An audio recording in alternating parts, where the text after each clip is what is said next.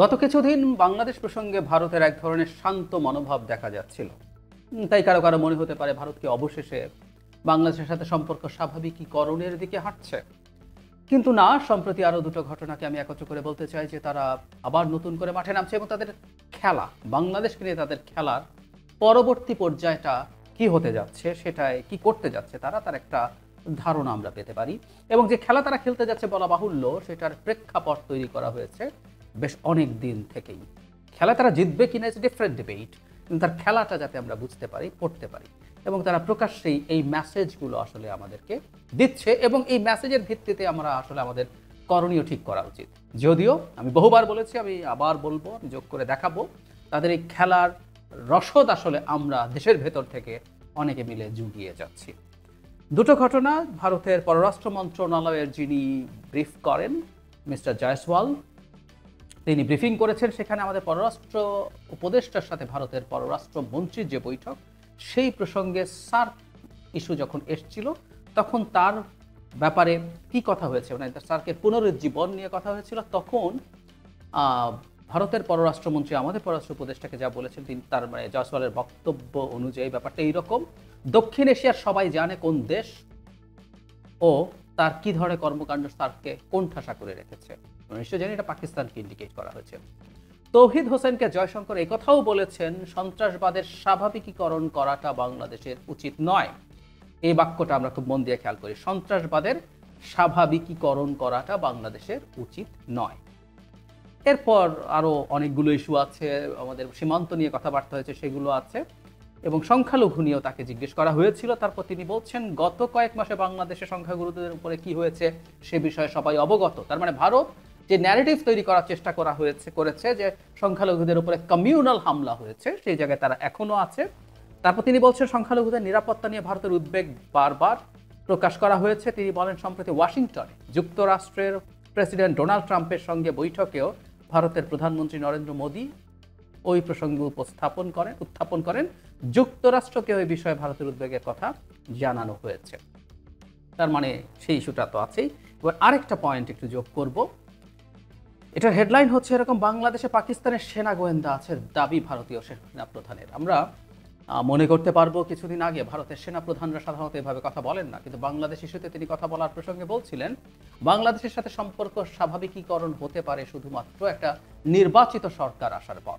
ভারতের সেনা প্রধানরা আরেকটা দেশের পররাষ্ট্রনীতি, তার অভ্যন্তরীণ রাজনীতি, সেই দেশের সাথে পররাষ্ট্র সম্পর্ক, এভাবে কথা খুবই নজিরবিহীন। কিন্তু তিনি বলেছেন, এবার তিনি আবার বলছেন, তিনি যা বলছেন, তিনি তার কাছে সব প্রশ্নের উত্তরে কি বলছেন সেটা বলি। প্রশ্নটা ছিল, সম্প্রতি ভারতের সীমান্তবর্তী ও চিকেন নেক স্পর্শকাতর অঞ্চলে পাকিস্তানি সেনা ও গোয়েন্দারা গিয়েছিলেন, এ নিয়ে তিনি উদ্বিগ্ন কিনা। মানে তিনি জনাব উপেন্দ্র মিলিটারি চিফ, তিনি বলেন, আমি একটি আলাদা দেশের ক্ষেত্রে সন্ত্রাসবাদের কেন্দ্রটি ব্যবহার করেছি, কেন্দ্র শব্দ, যেটা পাকিস্তানের ক্ষেত্রে।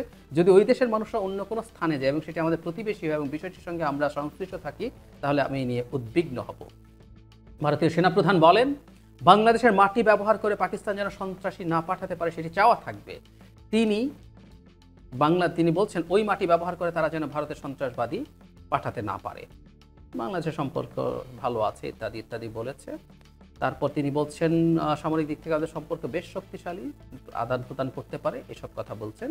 এবং শুরুতে তিনি বলেছেন এই রকম, বাংলাদেশে আইএসআইয়ের সেনা সদস্যরা এসেছেন বলে তিনি দাবি করছেন, এমনকি এই সেনা ও গোয়েন্দারা বাংলাদেশ ভারত সীমান্তবর্তী শিলিগুড়ি করিডোরের কাছে গিয়েছিলেন বলেও দাবি তার। মানে ভয়ঙ্কর অভিযোগ।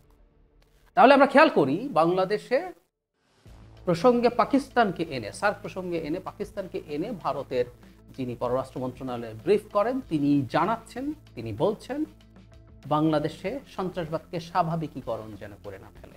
এটা পাকিস্তানকে অ্যাকিউজ করেছেন এবং সার্ক ইনএফেক্টিভ হওয়ার পেছনে তারা পাকিস্তানের সন্ত্রাসবাদকে দায়ী করেন। 2016 সালে পাকিস্তানের কোনো একটা জায়গায়, আমি উরি বোধ হয় এরকম, সেখানে একটা সন্ত্রাসবাদী হামলার পর তারা পাকিস্তানকে অ্যাকিউজ করে সার্ককে ইনঅ্যাক্টিভ করে ফেলেছে।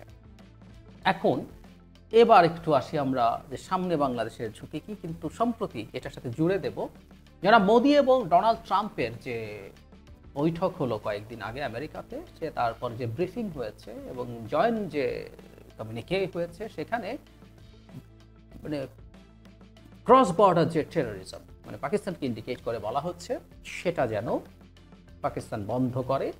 নট অনলি দ্যাট, মুম্বাই হামলা যে হয়েছিল, মুম্বাই অ্যাটাকের একজন আসামি আমেরিকায় ছিলেন, তাকে ভারতের হাতে হস্তান্তর করা হয়েছে, সেটার বিচার জয়েন্ট কমিউনিকেতে চাওয়া হয়েছে এবং ওটার সাথে পাঠানকোট যে হামলা হয়েছিল সে দুটো। তার মানে পাকিস্তান একটা সন্ত্রাসবাদী দেশ, পাকিস্তান সন্ত্রাসবাদ উস্কে দেয়, এই ধরনের আলাপ এনে তারা দুটো দেশ এগুলো বন্ধ করার দাবি করছে এবং এগুলো একসাথে ফাইট করার কথা বলছে।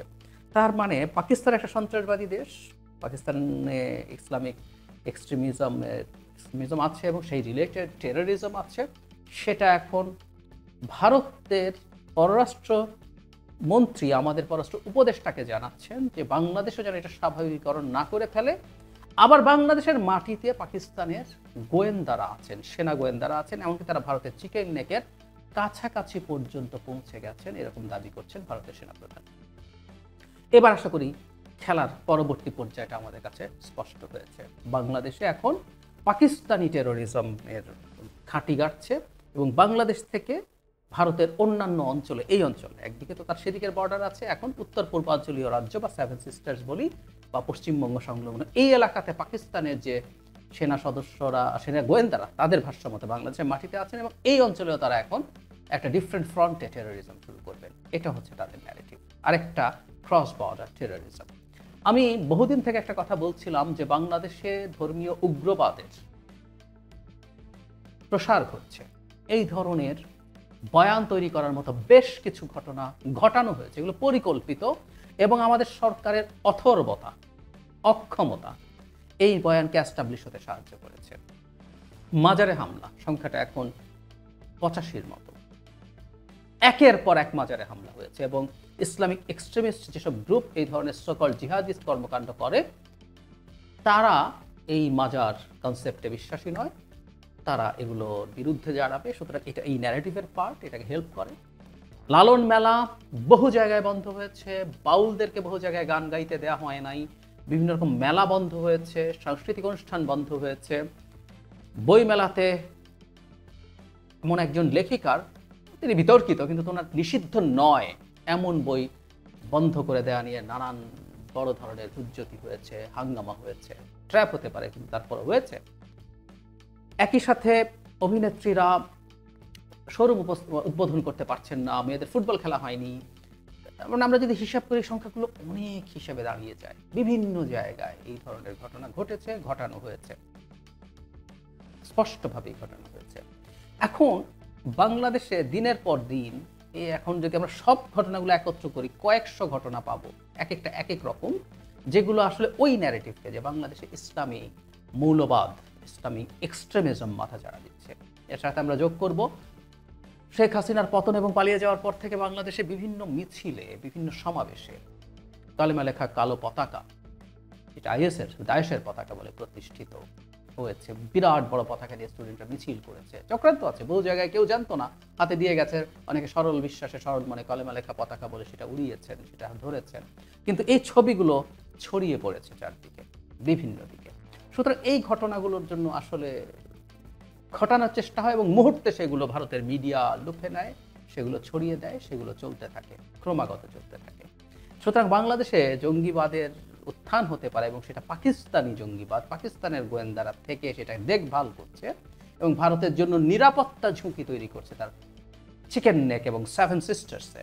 এবং আমি সাথে যোগ করব বাংলাদেশে দাঁড়িয়ে বাংলাদেশের বাইরে থেকেও কেউ চিকেন নেকের গলা টিপে ধরবো, ভারতের সেভেন সিস্টার্সের খবর করে দেব, এই আলাপ টালাপ বহু হয়েছে, রেটরিক্যালি হলেও প্রচুর এই আলাপ, এই স্লোগান বাংলাদেশ থেকে দেয়া হয়েছে। সুতরাং সব কিছু আমরা যদি যোগ করি তাহলে দেখা যাবে ভারত এখন তার মানে এখন বাংলাদেশের অভ্যন্তরে না, ভারতের মধ্যেও একটা স্পিল ওভার হতে যাচ্ছে, ক্রস বর্ডার টেরোরিজম ভারতের এখন এই বর্ডারেও শুরু হতে পারে। পাকিস্তান পেট্রোনাইজড এবং বাংলাদেশ সেটার পার্ট হচ্ছে, এই ন্যারেটিভ হচ্ছে এখন সামনে।